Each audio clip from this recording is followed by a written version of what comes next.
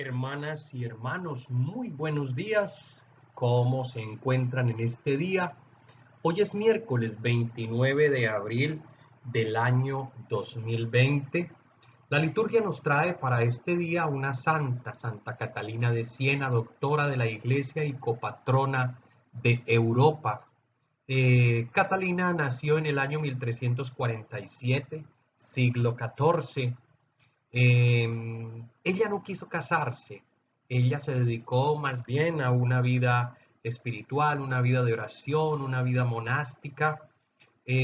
Catalina de Siena fue muy importante en la iglesia en aquella época porque fue la que ayudó en muchos momentos a que la iglesia se mantuviera en la unidad, a que la iglesia fuera obediente al Papa, a que la iglesia se mantuviera unida como la iglesia universal, la iglesia de Roma. Ella fue muy conciliadora precisamente y su papel fue extraordinario para la iglesia porque es muy interesante ver cómo una mujer en aquella época, con su liderazgo, con su capacidad, con su madurez y sobre todo guiada por el Espíritu Santo, ayuda al Papa en aquella época para que la iglesia se mantenga unida. Qué buen ejemplo el que nos deja Catalina de Siena para que nosotros también trabajemos, ser conciliadores y no disociadores, ser capaces de escuchar a todos y de generar diálogo para mantener la unidad. La palabra de Dios en la primera lectura de este día de los Hechos de los Apóstoles, capítulo 8, del 1 al 8, nos dice: aquel día se desató una violenta persecución contra la iglesia de Jerusalén. Todos menos los apóstoles se dispersaron por Judea y Samaria. Un hombre piadoso enterró a Esteban e hizo gran duelo por él. Saulo, por su parte, se ensañaba con la iglesia, penetrando en las casas y arrastrando a la cárcel a hombres y mujeres. Los que habían sido dispersados iban de un lugar a otro anunciando la buena nueva de la palabra. Felipe bajó a la ciudad de Samaria y les predicaba a Cristo.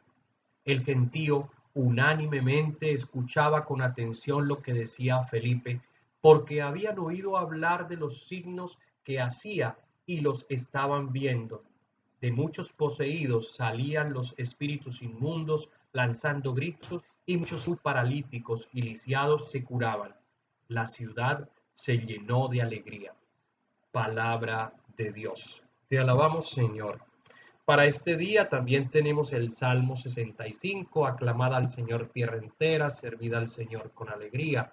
Y en la lectura del Evangelio tenemos a San Juan capítulo 6, 35 al 40. Pero vamos a quedarnos en esta primera lectura porque es muy interesante ver cómo después de que matan a este diácono Esteban, que lo mataron por envidia, porque no fueron capaces con la sabiduría de él, porque muchos no fueron capaces de asumir su ignorancia con respecto al conocimiento de las cosas de Dios, y Esteban lo tenía porque el Espíritu Santo se lo había dado con gracia y con poder.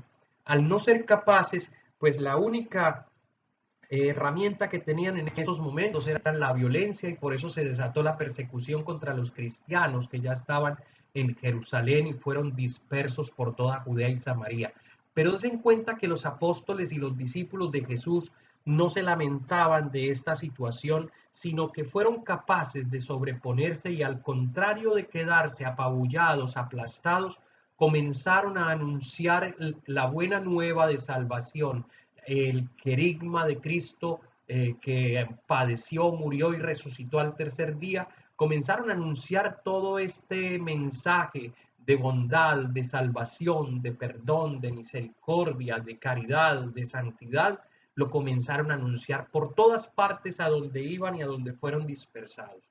Luego, ¿eso qué nos enseña, queridos hermanos? Que nosotros como cristianos tenemos que aprender a ver las circunstancias difíciles de la vida con ojos diferentes.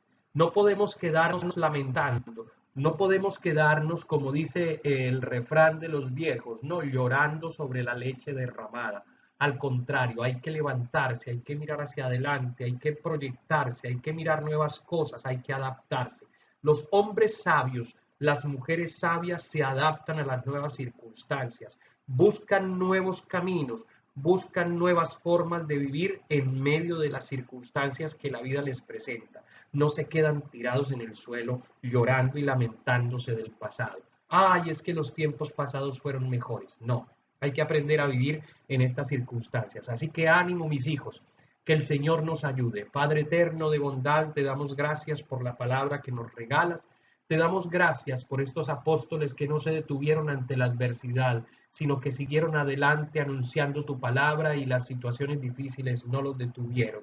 Ayúdanos a ser iguales, ayúdanos a mostrar que nosotros, los hombres cristianos y cristianas que tenemos fe, siempre salimos adelante, siempre nos levantamos, siempre superamos las circunstancias difíciles, siempre llenos de tu Espíritu Santo, tomamos las adversidades no para lamentarnos, sino para crecer y santificarnos. Que Dios a todos los bendiga y los llene de paz. Amén.